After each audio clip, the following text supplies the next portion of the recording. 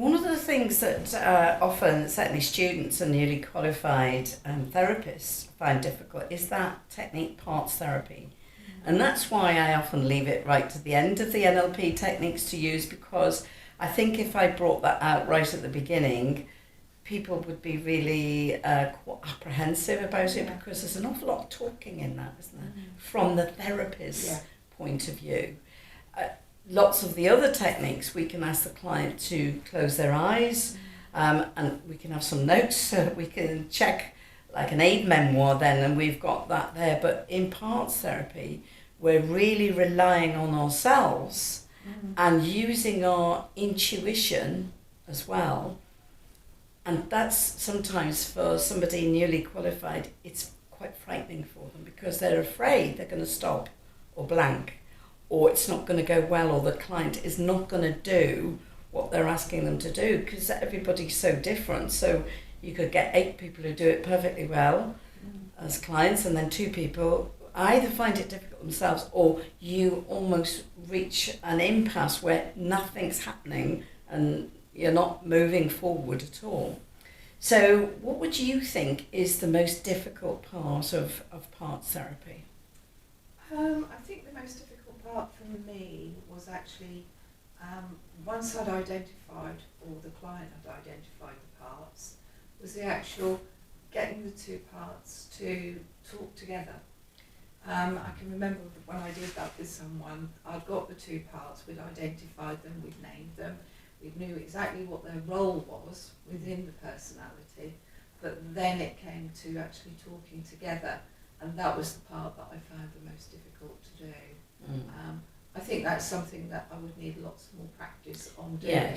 Yes. And although I could do it on paper, actually do it in real life is completely different. Yes. I think if you break it all down and say, okay, this person is showing conflict. There's one part of them wants to do this, there's the other part of them that's stopping them for some reason, and it's finding out the reason. So if we took something like smoking then, and we know now that lots more people are stopping smoking quite naturally, and because of the ban on smoking in certain areas, but sometimes people still say, I know it's unhealthy, I know I shouldn't do it, I know I've had lots of warnings, about my health, but I enjoy it and I like it. That's the part that is providing something for that person. And why would it give it up? Because it thinks, if you think about those 2 parts inside, conscious versus unconscious, it's just running a program saying, well, you like doing that. Why would I stop doing something like that? Like giving you relaxation, or it de-stresses you, or gives you a bit of spare time, or something like that. They're very important things. Yeah. So if we identify what that part is doing and what its purpose is, then we can find out what that part needs to know or do to still give that person relaxation or time out of the house or any of those other things. Then we can say, well, what would it be that Joe Bloggs has to do to find relaxation? And often people will say things like, well, a part says you can go out of the house and have 10 minutes out. You don't only have to go out to smoke. You can still go out and stand outside if you want to. You can take up a sport if you want to feel that high, because often people say smoking, it gives me a high. You can do that. You can do some deep breathing. There's so many things, but it's very important that that part agrees to that. Probably some of the most awkward times of using parts therapy, and I don't think it should be used too quickly with a client either. Maybe in session 4 or 5 perhaps, particularly if it's drug related or alcohol related, because it really is serving a purpose. Yeah. And so therefore that part is not going to give that up easily. No. So it needs to know there's something else beyond that, and only when they've experienced some therapy and hypnosis they can then start to think, yeah, maybe I could now give that up and find something else that will take its place but in a healthier way. So it is all about conflict, isn't it, really? Yeah. And our job is to end that conflict. So the easiest question is to ask that part, what does it need to know or do to enable you to, be confident or stop smoking or be healthier, whatever it is that their well-formed outcome is. And we start to get the answers from there. But all the time we're saying, is that okay that that part can now do whatever it is it says it can do? Yeah. And we need to have that agreement. If they say, well, no, that part's saying, no, it doesn't want to do that. Most of the time it's about fear. So to stop smoking, drinking or abusing drugs, it's fear. They're frightened of what might happen if they stop because they've been relying on it so much. There is an awful lot of fear. And it also could be fear of failure as well. So if it was being healthy, they're afraid to start that process in case they fail. And then they've got people saying, well, I told you it was going to go wrong. So we can explore. And we can even prompt in some ways by saying, well, I had somebody the other day who said that they had fear of failure. Does that resonate with you? And they will say, yes, it does, actually.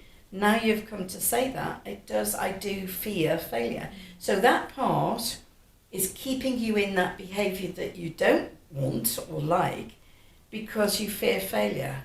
So now what does that part need to know again? So it doesn't keep you in that same kind of behaviour and you don't have to have that fear of failure. It could be, often they might say, well, okay, I can just do my best, that's all I can do and I haven't got to look too long a time. I just take it step by step. But the ultimate is those two parts agreeing.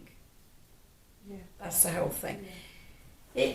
You can imagine why some people don't do it, can't you? I can, yes, and I suppose it depends on how long that part has been protecting the client. Absolutely. And I think with some things you could most probably trace that right the way back to early childhood. Yes. And that's a difficult thing for that part to actually give up because it's spent Absolutely. its life Yes. protecting Yes. the client.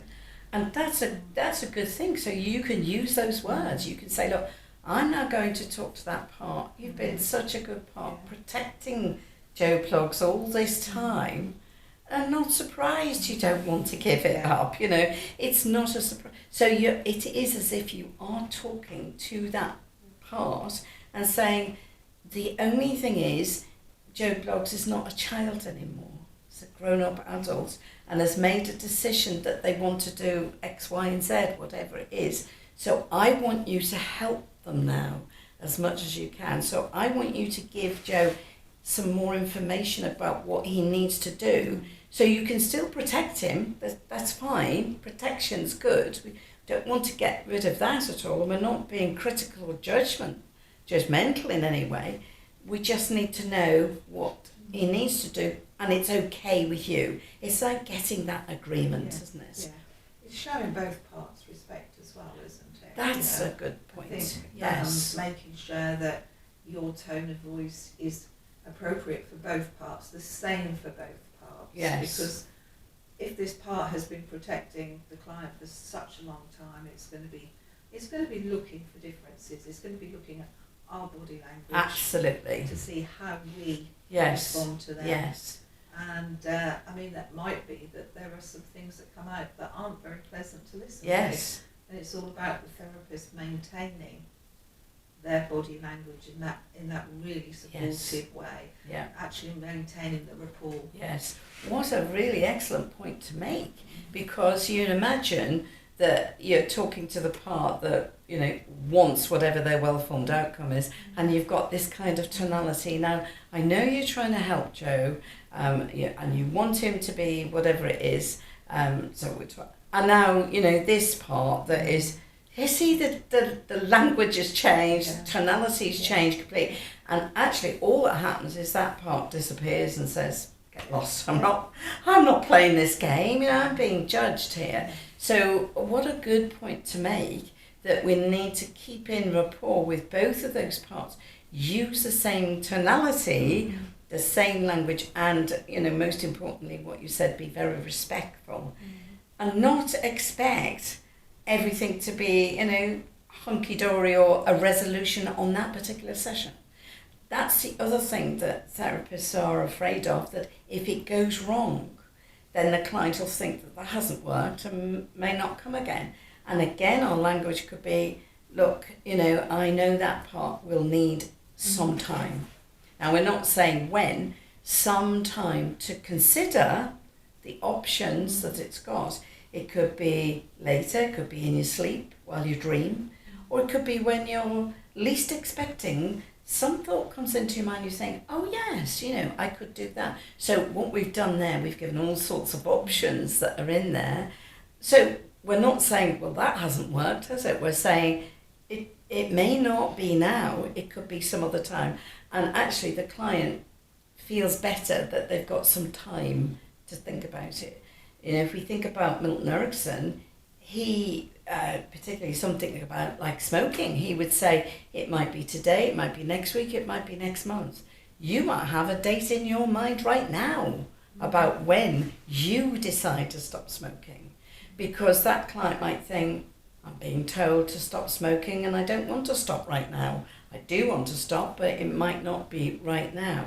So they could be the kind of people who don't like authority, they don't like being directed. And that's the reason that Milton Erickson was very permissive. I remember a lady coming about biting her nails, and she said, I really need to get this sorted out because my little boy's doing the same thing. He's 6 years old. And I've watched him now and he's copying me, and it's obvious that he's copying what I'm doing and I don't want him to do it. Anyway, we had a good session with her, and she said, shall I bring my little boy to see me? And I said, try this one first. Go home and say, Mummy's sorted out nails now. And the lady said, you might think of doing that, but she doesn't know when you're going to do it. And she said he said, next Friday. Bless him. And when she came back for her appointment, she said, he did. He got up. He said, today's the day I stopped biting my nails, and he never bit them after that. So because it was so permissive, he could choose a date himself, and he felt in control of that. So if a 6-year-old can do that, adults can do it. So it's a good technique. It is, and I've always thought it's probably one of the most difficult certainly for newly qualified therapists to use with clients, but certainly very important, because if we put them on one side and think, oh, I'm not using that, we're not actually helping our clients. So, thanks very much. That's a really good point that you've made about, lots of good points there about part therapy.